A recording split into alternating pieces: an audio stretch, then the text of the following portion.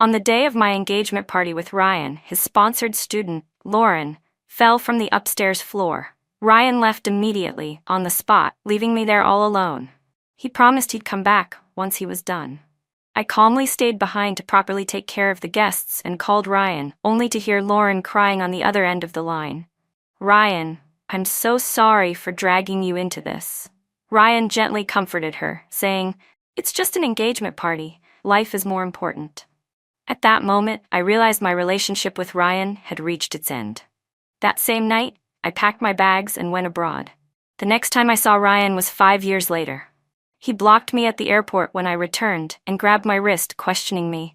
"So, after avoiding me for 5 years, you've finally come back?" Before I could say a word, a little voice jumped in. "Mommy, this strange man is so rude. I'm gonna tell Daddy so he can beat him up." The guests had already left. I sat still on a stool in the gown I had carefully chosen. My eyes were stinging badly. I blinked a few times and tears started to fall uncontrollably. The makeup I had spent over 3 hours getting done was now completely ruined. My mom, standing nearby, looked a little upset and asked, "Did you get hold of Ryan?" I nodded stiffly. She asked again, "And what did he say?" I forced a smile, but the more I tried, the more my tears came pouring out. I remembered the call I made earlier. I hadn't even spoken when Lauren's sobs came through the phone. "Ryan, it's all my fault. Today's the day you're supposed to get engaged to Emily, and I've messed everything up." Ryan gently consoled her. "It's just an engagement party. What's more important than life? If it doesn't happen today, we'll do it another time. The most important thing right now is for you to focus on recovering." The moment that call ended, I didn't dare to hear anything more. I hung up in a panic. My mom looked at me, her eyes full of disappointment. "He said he wanted to leave and you didn't stop him? What could possibly be more important than his own engagement, that he couldn't even be there?" My dad, noticing how worked up my mom was, quickly pulled her into his arms and whispered words of comfort. Ryan's relatives sat nearby, exchanging awkward glances, no one daring to speak. Just moments ago, the man I had been with for 3 years had walked out of our engagement party for the sake of his sponsored student. I told Ryan, "If you walk out of this engagement party today, then we are officially done." Ryan tried to comfort me with a gentle voice. "Don't be like this, Emily. I'll be back soon. It won't take long." "I mean it," I said. "If you step out of this hotel today, we're over." Ryan looked at me, his voice still calm. "Don't keep threatening to break up. This time, I let you down. But when I come back, I'll give you an even grander engagement party." Overcome with emotion, I became completely hysterical. "Ryan, you're my boyfriend, my fiancé. Do you have any idea how long I spent planning this engagement party? You can leave any other day you want, but not today." I stood in front of the door, blocking his way. Ryan frowned. I knew that was the sign he was getting angry. "Emily, look at yourself. Do you know how crazy you look right now? What's the difference between you and a mad woman? Lauren fell and got hurt. She's just a young girl with no one to rely on.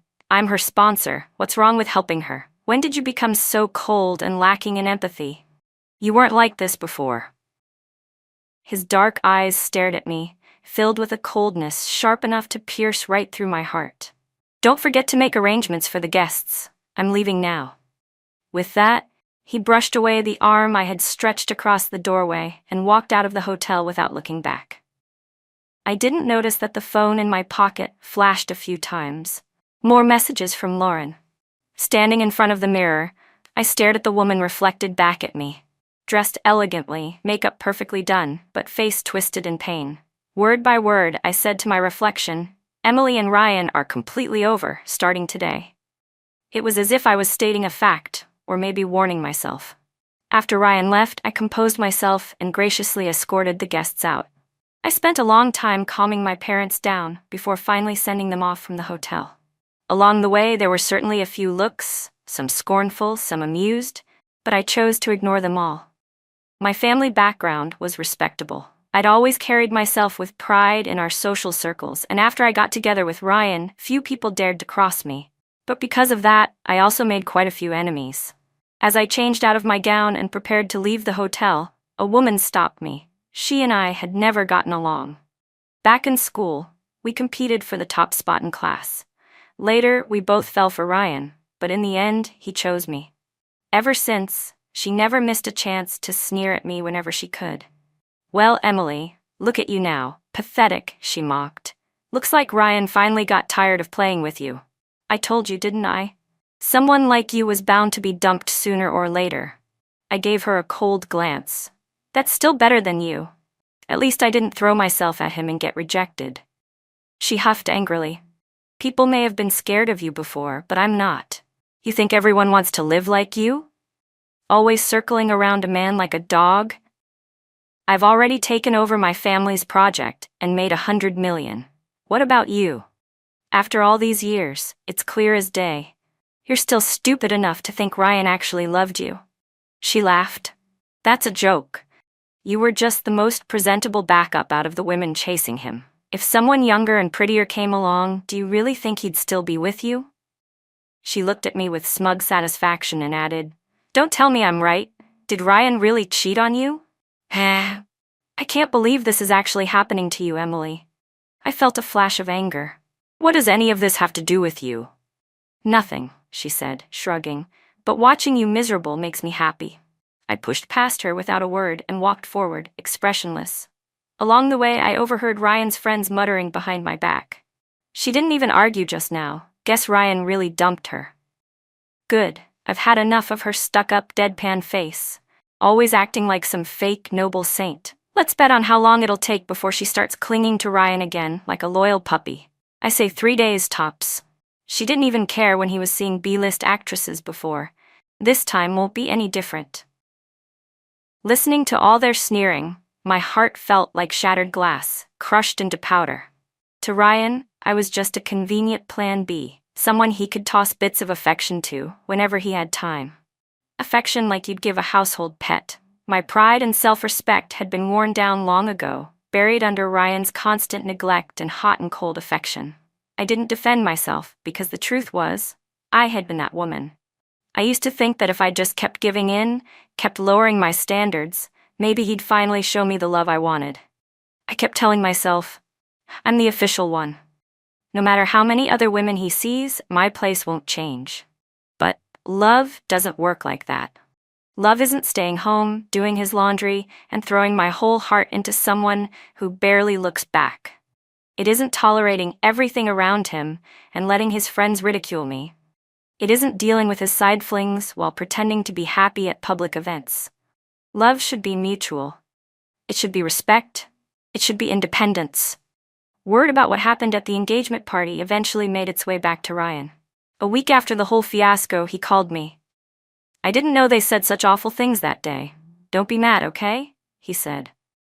Emily, I bought that pink diamond you liked. I had it made into a ring. When we meet next time, take it as an apology gift. But Emily, he continued, I do need to say something. There were so many people at the hotel. How could you treat my friends like that? What if the paparazzi had caught it? How embarrassing would that be? Where would that leave my reputation? If they mocked you, couldn't you have just tolerated it for a bit? You could have come to me after, and I'd definitely have stood up for you. Just look at Lauren, so gentle, so well-mannered. How can I feel at ease marrying someone like you when you act like that? Anyway, forget it. My dad said we should redo the engagement party next month. I promise I'll give you a ceremony even more luxurious and grand than last time. Lauren. Again with Lauren. Ever since a few months ago, when Ryan started sponsoring Lauren, he started mentioning her name more and more. At first occasionally, then gradually more frequently. Her name began to appear at our dinner table, in our text messages, and even in our bedroom. Ryan and I had been together for 3 years. Of course I knew what it looked like when he started falling for someone else. But after loving him for so long, I wasn't willing to let go just like that. I kept telling myself, maybe things would get better after the engagement. Maybe once we were engaged, he'd finally settle down. But I didn't expect that Ryan would give up our engagement party for Lauren. It felt like he slapped me across the face in front of everyone. Holding the phone in silence, I finally said, Ryan, we're over. I told you, when you walked out of our engagement party, that was the end of us. Ryan's voice suddenly turned cold. Emily, you know how I am. Don't joke around like this. I'll pretend I never heard that.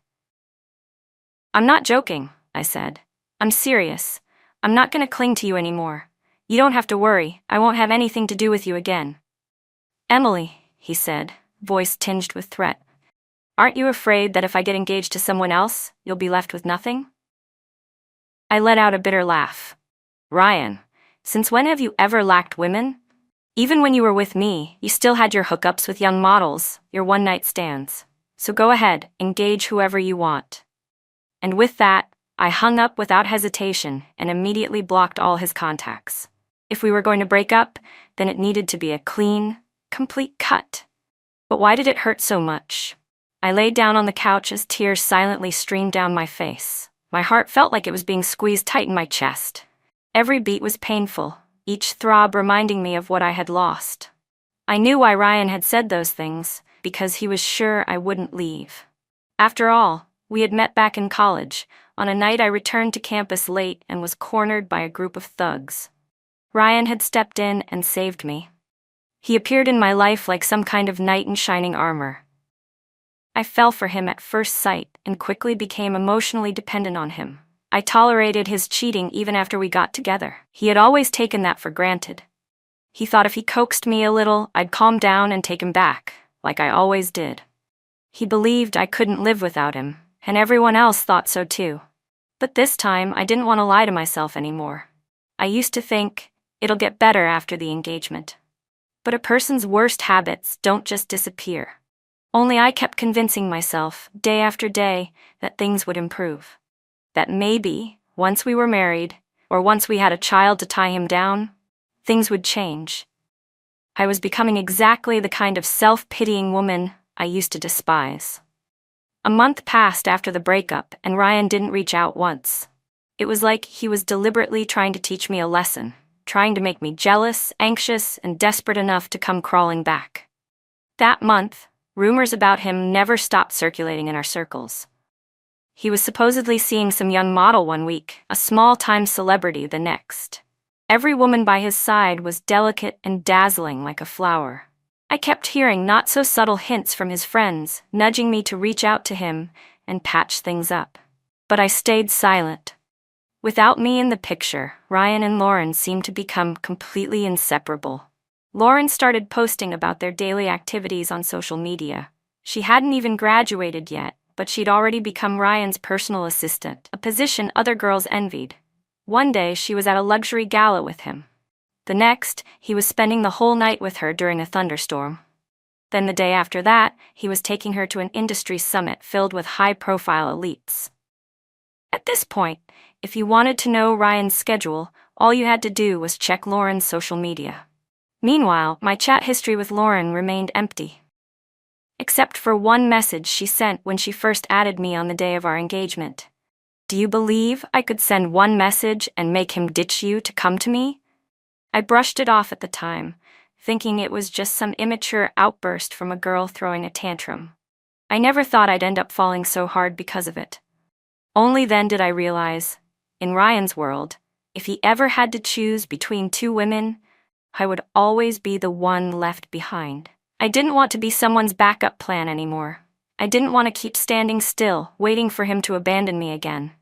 I sat at home, staring out the window at the lush green outside, and suddenly, I had the urge to go out, just walk around and see the world I had missed. All these years, I had stubbornly clung to my love for Ryan, unwilling to take a single step away.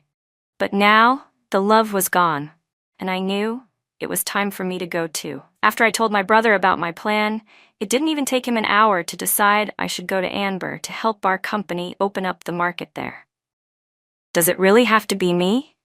I asked, clinging to the doorframe with both hands, giving him a pitiful look, then glancing toward our parents. I said I wanted to travel, not work. Mom looked like she was about to step in. Liam, she's not doing well emotionally right now. Why are you assigning her work like this? What kind of brother are you? Some kind of taskmaster? But my brother sighed and said, the company needs to enter the Anber market. I can't leave the country for half a year. Besides, I'm getting older. If Emily doesn't go, then who will? He looked at me with a helpless expression. Emily's always been more capable than me since we were kids. For years, the only reason our family business hasn't taken a step forward is because she refused to get involved, because of Ryan. This time, no matter what, you're not backing out. You said you wanted to clear your head? Then this is perfect. Go to Amber and let work distract you. Better than moping around all day, crying over that guy. So I gave in and boarded the flight, dragging my suitcase with me on a long journey to Amber, alone. As soon as I settled into my seat and stowed my luggage, I slipped on an eye mask, ready to sleep. Emily? A clear, deep male voice cut through my thoughts, making me pull down the mask. Standing beside my seat was a tall man wearing a dark mask. His eyes were almond-shaped, bright and charming, and held a familiar glint. When he saw me trying to place him, he pulled his mask down. It's me. Seeing his handsome and striking face, I was genuinely surprised. Ethan? You're heading to Amber too? Ethan Pierce smiled and nodded. I got an offer from a university there. I'll be teaching as a professor. And you? I never expected to run into you here, I said. Last I saw on your feed, you were getting engaged. My smile froze slightly. I didn't know how to explain the disaster that was my engagement party. After a pause, I said, there were some unexpected things. We broke up. I'm heading to Amber to help my family's company with a new project. Ethan picked up on the mood shift and didn't push for more. Well, that means we'll be seeing each other often in Amber. I smiled and nodded firmly. I had met Ethan in our college theater club. He was the club president, handsome, talented, and the natural pick to play the male lead in our productions. Back then, we connected deeply through literature and collaborated on several plays that received great acclaim. I still remember one night after our first original play debuted successfully. The club went out to celebrate, and when everyone got drunk, Ethan walked me home. The sky was full of stars. We walked slowly, talking about our favorite writers. We were so close, and the faint cedar scent on him made me feel lightheaded. That night, I truly believed we were soulmates. I could feel my heart tilting toward him. I had thought he would confess to me soon, but after I fell for Ryan, I poured all my energy into that relationship. I never picked up the pen again, and my bond with Ethan slowly faded. We didn't see each other again. Now, meeting him here again on a flight, looking into those familiar eyes, I suddenly felt something stir deep in my empty chest. My heart was beating again, strong and clear. During my first week in Amber, Ryan called. I didn't want to answer, but the calls just kept coming. It felt like he wouldn't stop unless I picked up. When I finally answered, there was silence on the other end. He seemed to be waiting for me to speak first. I had just arrived in Amber and work was already piling up. With no response from his end, I grew impatient. If you're not going to say anything, I'm hanging up. He finally spoke. His voice was hoarse and slightly slurred, like he'd been drinking. Emily? It's been over a month. Have you had your fun yet? You've never gone this long without coming back to me. Don't tell me Amber's so desperate for people that they had to send you there for every holiday and break. You should be back by now. I rolled my eyes. Ryan, what does that even mean? You think I'm playing around? I never once played games with you. Whether Amber is short-staffed or not, what does that have to do with you? You don't get to control where I go.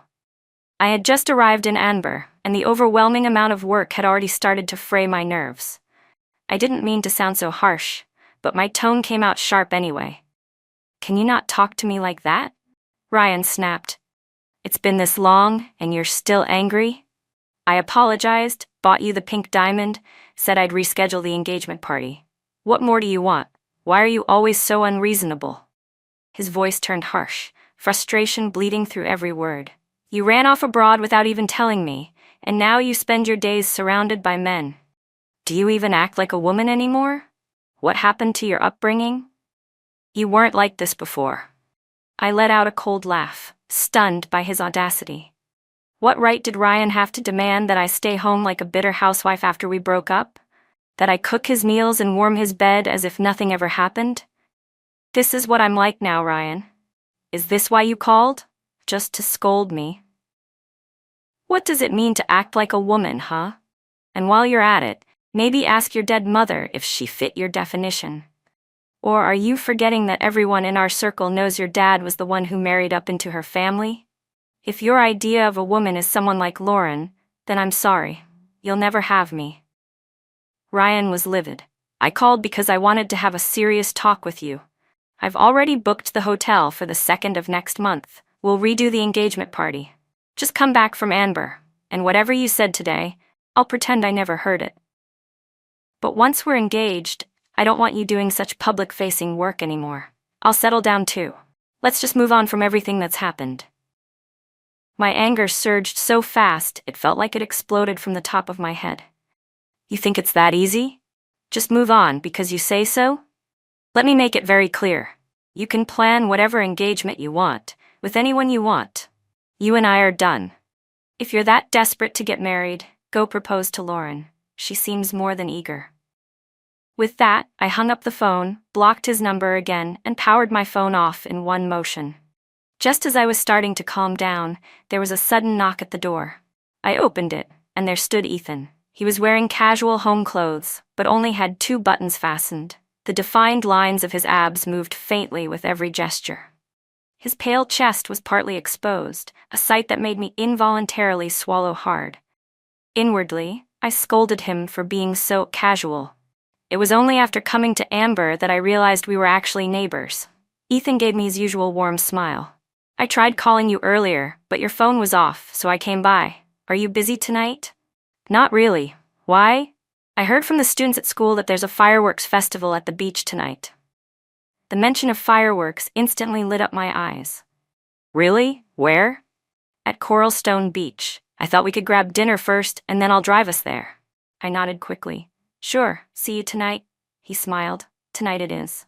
After dinner, we went to Coralstone Beach together. We walked side by side along the soft sand, surrounded by other spectators. Before long, a crisp sound split the night air, and a firework shot into the sky, exploding like a colorful butterfly and transforming the dark canvas above into a brilliant, shimmering painting. Ethan turned his head occasionally to glance at me, a quiet, unreadable emotion flickering in his eyes. The fireworks lit up his face, casting a warm glow over his sharp features. I felt my cheeks grow warm. He leaned in slightly and asked in a low voice, "Do you remember the first time we met? It was on a night just like this, with fireworks everywhere. You looked just as captivating back then as you do now." My face flushed deeper. Of course I remember. It was my freshman year. You pulled me into the theater club that very night. Ethan let out a bright, carefree laugh. Then I guess you should thank me for discovering your talent. I didn't say anything, just smiled. But inside, I silently agreed. If it hadn't been for Ethan, I might never have realized my passion or talent for directing. We fell quiet and a strange tension hung between us. Then, Ethan suddenly stopped walking and turned to face me. Without even noticing, we had gotten close, so close I could feel his breath. He looked down at me, his gaze intense. His gaze was full of tenderness and anticipation. "Emily, the fireworks tonight are beautiful," Ethan said softly. "But you know what? In my eyes, you're more dazzling than any of them." My heart fluttered. "Can I take that as you confessing to me?" "Yes," he replied without hesitation. "Actually, I've wanted to say this since 4 years ago. Emily, would you be my girlfriend?" My heart began to race. I looked up and met Ethan's eyes, and for a moment, time seemed to stop. I could feel his warm breath, the quiet emotion in his eyes, so clear it didn't even need to be spoken aloud. The words yes almost escaped my lips, but a sliver of hesitation held me back. After 3 painful years with Ryan, I wasn't sure I had the courage to love again. I don't know if I can give you my whole heart right now," I said carefully. "You know how my last relationship ended." Ethan gently cut me off. "It's okay, Emily. Really. I don't care about your past relationship. The only thing I care about is you. Who you were doesn't matter. What matters is our future. I missed my chance with you once. I'm not gonna miss it again." My hand instinctively tightened around the corner of Ethan's shirt, as if confirming that his confession was real. "Then, please take good care of me, boyfriend," I said with a smile. I was willing to give Ethan a chance. More than that, I was willing to give myself a chance. The booming of fireworks overhead became the only sound between us. A subtle air of intimacy surrounded us. Slowly, Ethan leaned in closer. Then his lips gently met mine. In that moment, it felt like an electric current coursed through my entire body. His arm wrapped gently around my waist, pulling me closer. I responded to his kiss, slowly at first, then with growing warmth. Our heartbeats synced in the embrace, steady and strong. Later, when we returned home, I saw that Ethan had posted something on social media. A rare occurrence for him. The caption read, "After all the twists and turns, we finally got our happy ending." The photo was of us kissing beneath the fireworks earlier that night. Members from our old college theater club flooded the comments section, teasing and celebrating. One of them wrote, "Ethan finally got the girl after all these years. Our club beauty is officially taken." I scrolled through the comments, my ears burning and my cheeks flushing all the way to my temples. Then my best friend from college, Grace, called me directly. The second I answered, her squealing voice nearly pierced my eardrums. "Ah, Emily, you and Ethan are finally together? You don't know how hard I shipped you two back in college. When you got engaged to someone else recently, I was so disappointed, but look at this plot twist. My OTP finally came true." Her excitement made me laugh. "We were just friends back in college, Grace. What were you even shipping?" "Come on," she exclaimed. "You were the club goddess, he was the club heartthrob, campus legends. Half the school wanted you two together. If it weren't for..." Her voice trailed off for a second before picking up with renewed cheer. "But hey, now you've escaped the suffering and found your new beginning. I'm so happy for you, Emily." After we hung up, Ethan was sitting on the sofa. He pulled me gently into his arms from behind. I leaned back into his embrace, surrounded by his warmth and strength. The faint cedar scent on his skin was still the same, still comforting. He lowered his head to kiss my hair and asked, "What did Grace say?" I smiled in his arms. "She said people were already hoping we'd end up together back in college. She never imagined we really would." Ethan chuckled softly. "Actually, I wanted to confess to you on your 20th birthday, but before I could, you met Ryan." I turned to face him, looking into his gentle eyes. Then I leaned in and kissed him, cutting off the rest of what he was going to say. After the kiss, my face flushed crimson.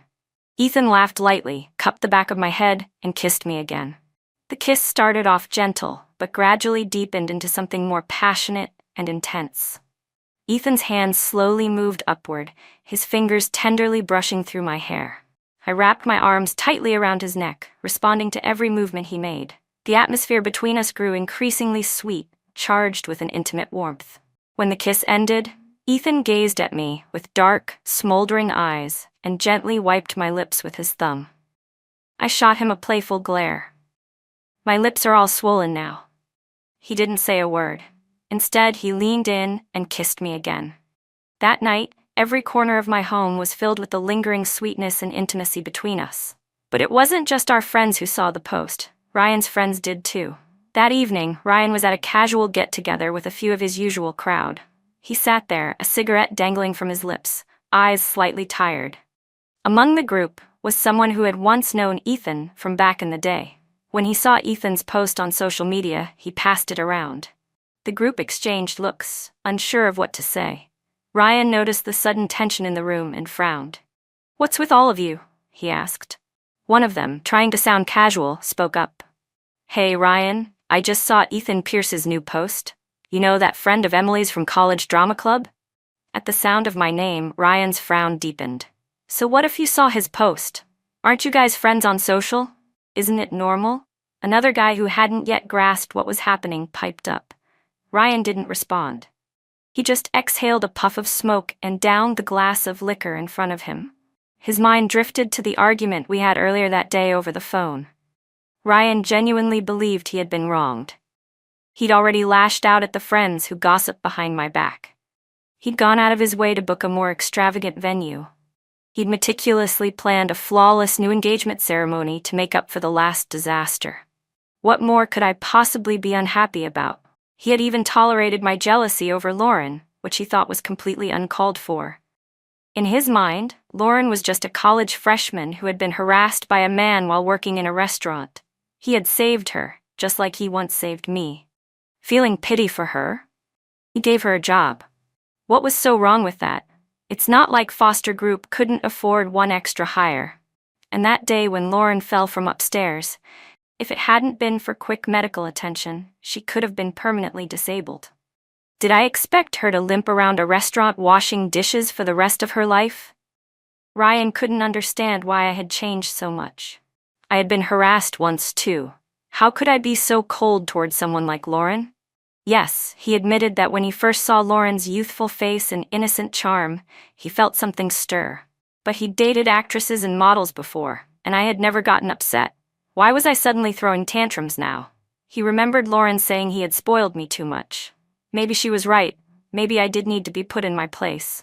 Then the friend hesitantly added, "Ryan, Ethan's post. It's official. He and Emily made it official. He even posted a photo of them kissing." The room fell dead silent. No one dared to breathe. "Give me the phone," Ryan said coldly, eyes darkening as he stared down the guy who had spoken. The man hesitated, then slowly handed his phone over. Inwardly, he was already regretting bringing it up. Ryan stared at the screen for a long moment. Then, in a sudden burst of rage, he hurled the phone to the ground with a loud crash. Everyone in the room jumped. The guy mourned his phone silently for a second. "I'm done for tonight," Ryan said in a low, sharp voice. "Not in the mood." And with that, he stood up and left the private room without another word. But that photo, me and Ethan kissing, kept looping in Ryan's mind. How could I? How could I move on so fast? Had I really just given up on him? Ryan didn't want to believe it.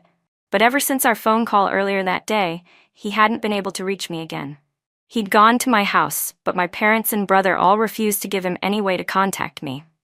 It wasn't until he felt a dull ache in his clenched hand that he realized his fingernails had cut into his palm, drawing blood. He wiped the blood onto his expensive suit jacket without a second thought. If I had been there, I would have scolded him, told him about all the bacteria that could enter through the wound. Back when I was still by his side, Ryan had never imagined a day would come when he needed me this badly. A bitter smile tugged at his lips. How long was I going to stay mad this time? But while Ryan was still thinking of me, I had already spent more than a year in Anber, successfully bringing the local branch of my family's company into steady operation. The day we completed our first major project happened to be Christmas. Ethan and I made a reservation at a restaurant to celebrate. Since being with him, I had experienced a kind of love I never knew before: respect, patience, tenderness, and genuine care. When I fell ill with a fever, he stayed by my side all night, monitoring my temperature, applying cool compresses, feeding me medicine, gently wiping my forehead. He didn't leave until I started to recover. As the company began to find its footing, I told him I still wanted to pursue my dream of becoming a director. Ethan pulled every string he could, introducing me to several directors and screenwriters in Anber, even asking them to mentor me. Ryan had wanted me to be a delicate, obedient girl, soft and lovely like a flower in a vase. But Ethan reminded me who I truly was, an independent, confident woman who could stand on her own. That Christmas night, in a softly lit restaurant, Ethan proposed. "Emily, every day with you has been the happiest of my life," he said. "I want you to be my wife, to give me the right to take care of you, love you, and share a lifetime together." Dressed in a sleek suit, he got down on one knee, looking up at me with eyes full of warmth. "Emily Summers, will you marry me?" My hands started to tremble, my heartbeat thundered in my ears. For a moment, the whole world seemed to fade away, leaving only Ethan and me in our little bubble. This time, I didn't hesitate. The moment I nodded, tears welled up and spilled from my eyes. I reached out my left hand, trying to steady my voice despite the trembling. "I will." 3 months later, Ethan and I held a small wedding in Anber. No grand banquet, no massive guest list, just the people closest to us, gathered to witness our love. That evening, after showering, I sat on the couch browsing my phone. Ethan stepped out of the bathroom, a towel wrapped loosely around his waist. Broad shoulders, a narrow waist, and clearly defined abs that hadn't faded despite his long hours at work. Beads of water still glistened on his skin, sliding along the muscles of his torso. His lower half was mostly obscured, but just visible enough to stir something inside me. I suddenly felt thirsty. Even after more than a year of being together, and despite how honest we'd been with each other in every way, every time I saw his perfectly sculpted body, I couldn't help but get a little flustered. Ethan walked over, scooped me up in his arms, and gently laid me down on the bed. "Emily, Tonight is our wedding night," he whispered, smiling down at me. "Let's go until morning." His breath brushed against my ear, making me squirm from the tickling warmth. My face turned bright red. "Depends on how well you perform," I teased. Ethan chuckled softly, then pinned me gently beneath him. His kisses trailed downward, growing hotter with each touch. Our breaths tangled, our bodies melted into one another as the first light of dawn crept over the horizon. What I didn't expect was that Ryan would somehow find out where I was staying in Anber. When I opened the door and saw him standing there, I froze. "Emily, I finally found you," he said, disheveled and breathless. He stepped forward and pulled me into a hug. I pushed him away forcefully. "Ryan, what the hell? How did you even find this place?" He didn't answer. "Doesn't matter how. It's been over a year. Don't you miss me at all? Come back with me. Please." He gripped my shoulders tightly. "Let go of me," I snapped, shaking him off. "Why would I go back with you? We broke up." "I never agreed to that," he said, voice rising. "I didn't agree to break up. Nothing ever happened between me and Lauren, I swear. I'm innocent, Emily. Please. If you want, I'll rip my chest open and show you my heart." "You don't have to explain anything about you and Lauren to me," I said, my tone flat.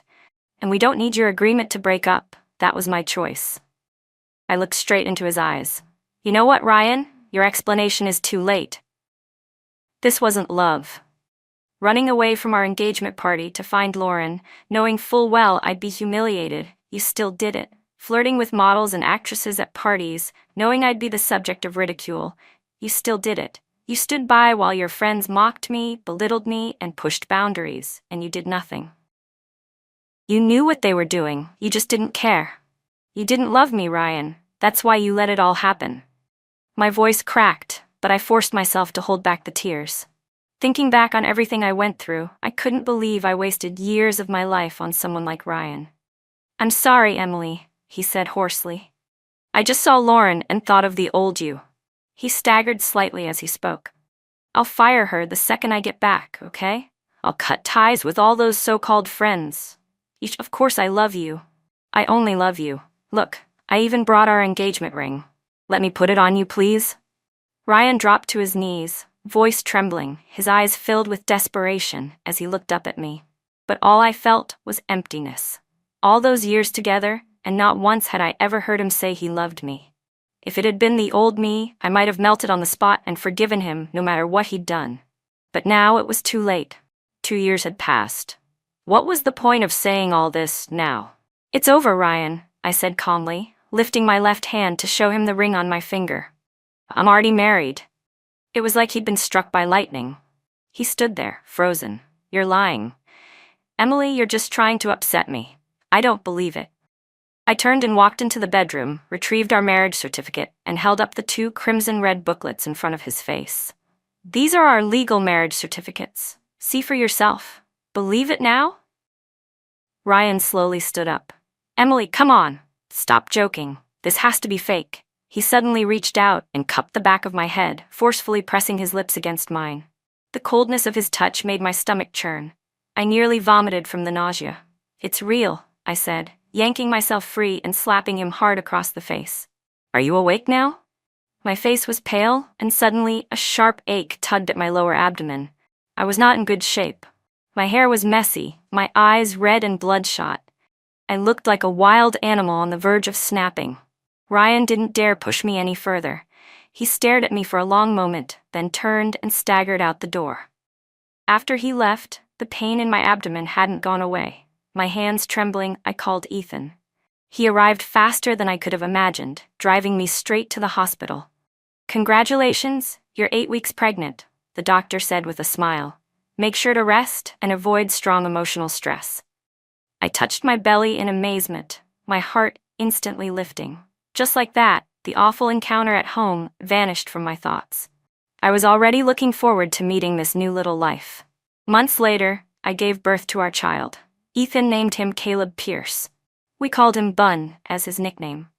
By the time Bun was almost 3 years old, the film I had both written and directed was finally finished and ready for release. After securing a distribution deal with theaters in Anber, Ethan and I decided to bring Bun back to the States with us. When we landed, Bun and I waited in a quiet corner of the airport while Ethan went to collect our checked luggage. I stood idly, glancing around the terminal, when I suddenly spotted Ryan near the arrivals gate. He looked anxious, clearly waiting for someone. His new assistant stood nearby. After I left the country, Ryan had finally begun taking over his family's company. But his investment instincts were terrible, and to be honest, he wasn't particularly competent. Under his leadership, nearly every project the firm touched ended in financial loss, and the whole organization was filled with constant complaints. Eventually, after returning from Amber, he did fire Lauren. But by then she had already been expelled from her university due to excessive absences. Without a degree, she struggled to find work and was rejected everywhere she went. Desperate, she eventually turned on Ryan. She leaked 2 major collaboration projects that Foster Group had been about to close, handing them over to a rival corporation. Just like that, Ryan lost 2 high-profit deals that had been within arm's reach. Foster Group, once seen as a towering empire, became little more than an empty shell, glossy on the outside, crumbling within. This time, it was Ryan's father who had to personally step in and assign him a new project. Ryan's father had demanded he secure the upcoming partnership at all costs. So the mighty CEO himself had to lower his status and personally show up at the airport to greet their potential collaborators. The moment I spotted him, he saw me too. "Emily," Ryan called out, striding toward me. He grabbed my wrist and demanded, "You've been hiding from me for 5 years, finally willing to come back now?" I rolled my eyes internally and was just about to respond when my little hero piped up. "Mommy," Bun said loudly, "this weird man is being rude. He just came up and grabbed you. I'm gonna tell Daddy, he'll beat him up." Ryan's gaze dropped and finally noticed Bun standing beside me. His face immediately lit up. "You're pregnant? This must be our child, right? I knew it. When you said you were married, you were lying. You still love me, don't you?" But as he took in Bun's height, his expression faltered. "Wait, why's our kid still so short if he's 5? Did you two not eat properly abroad?" "It's okay, once you're back home we'll get him all nourished again." Bun crossed his arms and snapped back indignantly. "You're the short and ugly one, mister. I'm not even 3 yet. This is a perfectly normal height." 3. Ryan's hopeful expression instantly darkened. I smiled faintly and shook his hand off. "Who told you he's your son? Didn't I already say I'm married? We broke up 5 years ago. How could I have a child with you who's not even 3 years old?"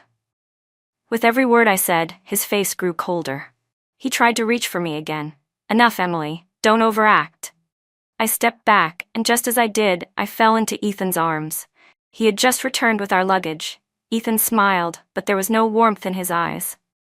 "Mr. Foster, what exactly do you think you're doing to my wife?" Ryan stared at him in disbelief, still wanting to argue, but his assistant stepped in, whispering urgently in his ear, "Mr. Daniels is arriving soon. Vice President, that man doesn't look wealthy. Let's wrap the deal first, talk to Miss Summers afterward." Ryan didn't say anything else. He shot us one last long look, then turned and walked away. "You okay?" Ethan asked gently. I smiled. "I'm fine." Bun puffed out his chest proudly. "I protected Mommy today. Aren't you gonna praise me?" "You were amazing," I said, leaning down to kiss his chubby cheek. When we began negotiating with domestic theaters, as expected, we faced immense resistance. Foster Group had once dominated the film industry in our country. Though the company had lost much of its worth thanks to Ryan's disastrous decisions, it still held enough sway that many were reluctant to cross his parents. I visited countless theaters and PR firms seeking collaboration. But once they heard my name, they all turned me down without hesitation. After being rejected yet again, I bumped into Ryan right outside another company's office. He blocked my path. "Emily, I've thought it through. Even if you're married, it doesn't matter. You know how I am. As long as you divorce Ethan and come back to me, I won't care that you had a child with him. And if we get back together, I'll take care of all the marketing and distribution for your film. I'll even use all of Foster's resources to support any future projects you want to make." I stared at him, a wave of disgust rising in my chest. "Ryan, even if you handed me the stars themselves, I wouldn't go back." "I know you've been wronged in the past," he said, trying to sound sincere. "I'll treat you right this time." I shook my head with a soft laugh. Ryan, it's been 5 years. Everything that happened between us, it's like a distant dream now. I've stopped caring. I don't believe you, he said, his voice trembling. There's no way you just stopped loving me. Talking to him suddenly felt exhausting. Ryan, we've been broken up for years. We've now been apart longer than we were ever together. Believe it or not, that's your choice. But I'm leaving. I turned and walked away, not bothering to look back at his bloodshot eyes. Time had passed. Seeing Ryan again stirred nothing in me. Even the 3 years we spent together had begun to blur in my memory. Just when I was about to give up hope on getting theater support, Foster's biggest competitor, Lumiere Pictures, reached out with a collaboration offer. Almost like out of spite, Ryan rushed to release a film from his own company to compete with mine, deliberately picking the same release window. But the project had been rushed and sloppy. Ryan had blown most of the budget on marketing, leaving barely anything for post-production. The quality suffered terribly. Right before the release, Ryan called me. "Emily," he said, "if you come back now, there's still time." "What I can offer you," Ryan said, "Ethan never will." I suddenly laughed. "Ryan, I actually feel sorry for you. Is love just a business transaction in your eyes? Do you love him so much that you're willing to give up a film you worked so hard on?" His voice rose, edged with frustration. "What do you even see in him?" "My love for Ethan and my love for filmmaking have never been in conflict," I said calmly. "He respects me. He supports me. He's 10,000 times the man you are. And even if I weren't with him, I would never, ever go back to you. I already hit the wall once. I'm not doing it again." Looking back, Ryan and I had only ever ended up together because we were too much alike, stubborn, obsessive, armed with sharp edges and sharper words. But the jagged parts of me had been softened over the years by Ethan's gentleness, while Ryan had only grown more extreme with every failure. When my film was released, it was met with overwhelming praise. Nearly every screening was sold out. Meanwhile, the film Ryan had dumped all his money into marketing for, one rushed out just to compete with mine, was torn apart by critics and audiences alike. The hype didn't match the quality, and backlash hit him like a tidal wave. That reckless gamble pushed Foster Group to the brink of bankruptcy. Ryan finally set aside his arrogance and began chasing investors himself. But his earlier arrogance had burned too many bridges. No one wanted to work with him anymore. The companies that did show interest, he turned his nose up at. That was when his sister Rachel returned from abroad. Ever since their mother passed, she hadn't set foot back in the country. But now she returned in full force, swiftly taking over Foster Group and initiating drastic reform. The toxic figures Ryan had embedded into the company were all removed without mercy. She even had their father sent to a care facility, cutting him off completely. And as for Ryan, the man who nearly drove the company into the ground, Rachel didn't hold back. She exiled him to Africa under the guise of developing new markets. In reality, it was a death sentence in corporate terms.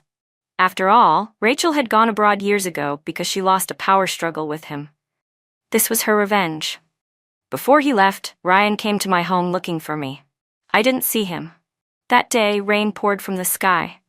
He knelt in front of my house, holding a bouquet of hydrangeas. In his pocket was the engagement ring we never used. Tears streamed down his face as he whispered apology after apology, begging for just one glance from me.